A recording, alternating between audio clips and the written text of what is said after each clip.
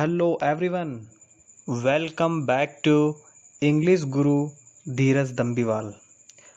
Students, आज हम पढ़ेंगे सीबीएसई क्लास 10th की विस्टास बुक का जो प्रोज सेक्शन है उसका chapter first, a letter to God, जिसे लिखा है जीएल फ्यूएंटेस ने।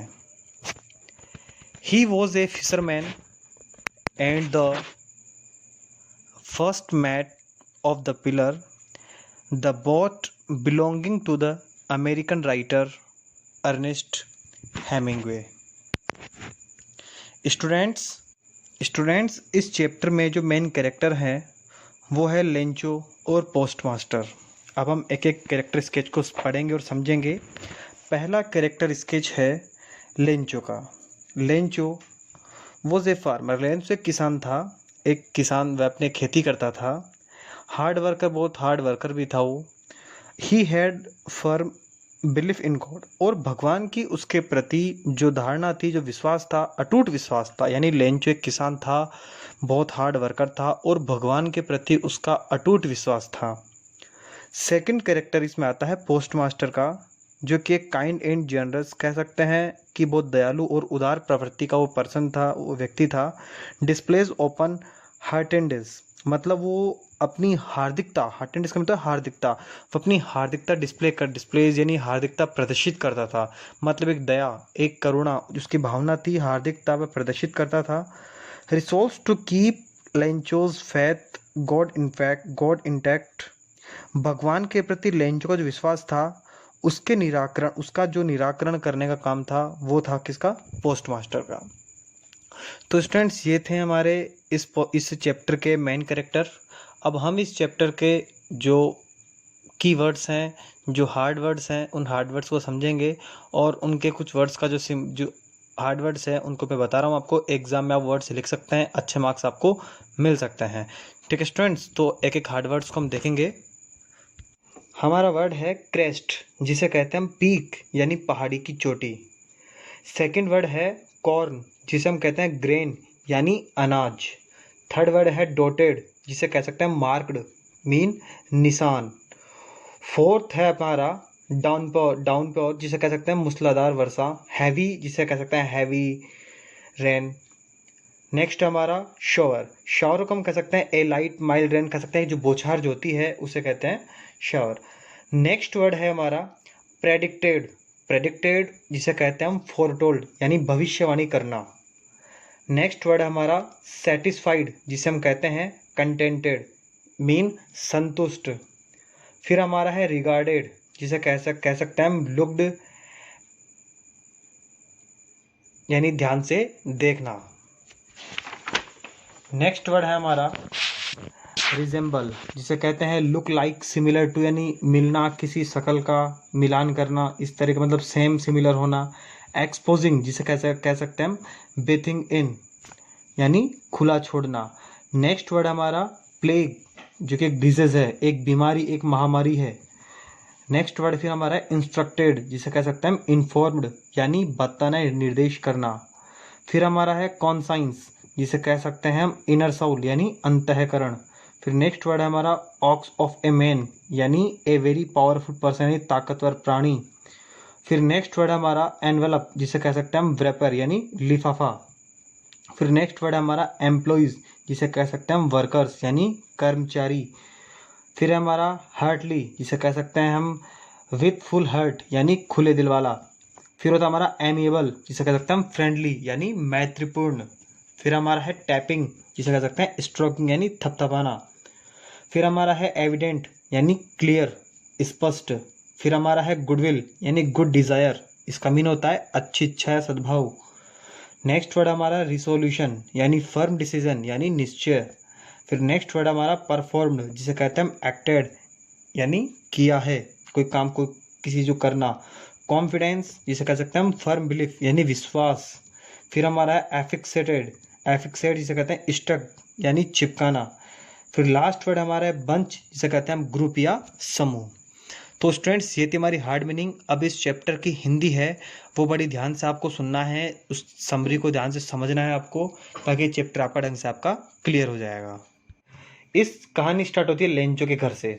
लेंचो का घर है, वो लेंचो का घर अकेला घर था, उसका जो घाटी में था वह एक छोटी पहाड़ी की चोटी पर था। वहाँ से व्यक्ति नदी और खेतों को देख सकता था, मतलब वहाँ से जो व्यक्ति था वो नदी और खेतों को देख सकता था।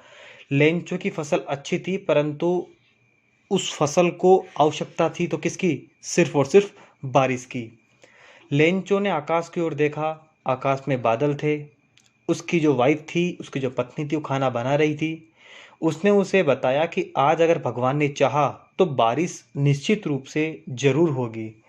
तो उसने धीरे धीरे वर्षा की बूंदें गिरने लगी, और लेंचो है उसने अनुभव किया कि उसका जो शरीर था, उसने अनुभव किया कि उसके शरीर पर कुछ बारिश की बूंदें गिर रही, बारिश आ चुकी है। वह काफ़ी खुश था। उसने कहा कि वर्षा की बूंदें हैं वो एक नई सिक्के जैसी थी, यानी बारिश की जो पहले जो बूंदें बारिश की थी, बिल्कुल ऐसा लग रहा था जब नए सिक्के आ गए।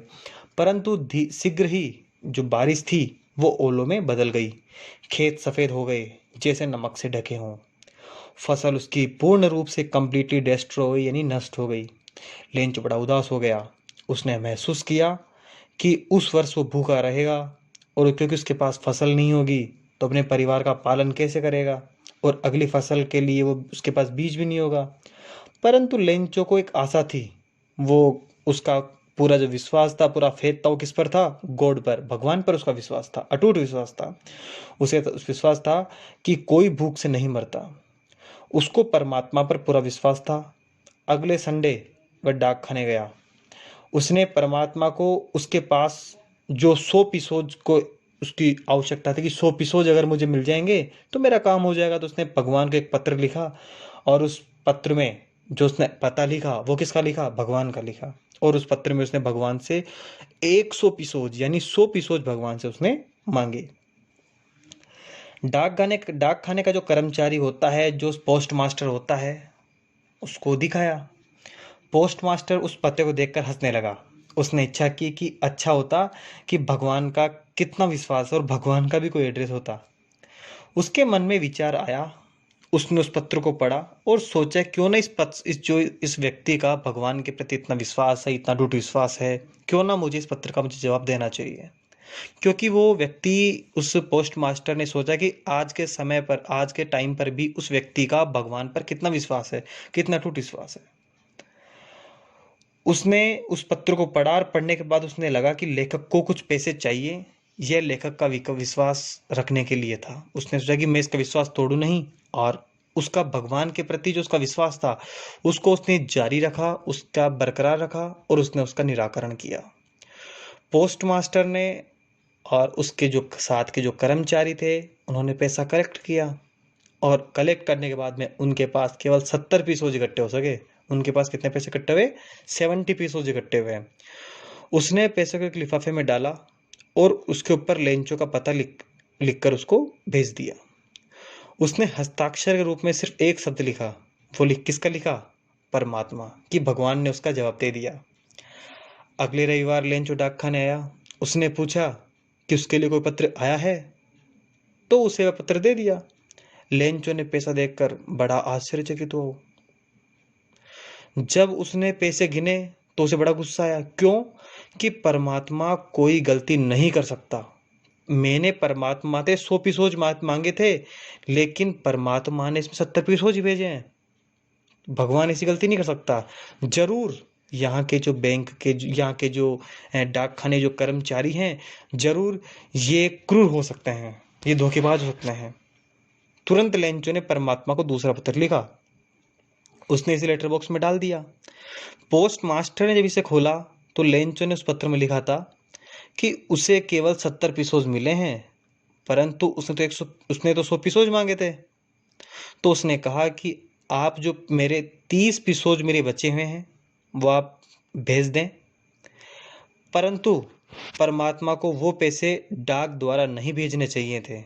यह इसलिए कहा उसने क्योंकि उसने कहा कि जो कर्मचारी लोग होते हैं वो बड़े धोखेबाज होते हैं। तो उसने कहा कि जो पूरे पैसे हैं सीधे आपको मेरे पास भेजने चाहिए थे।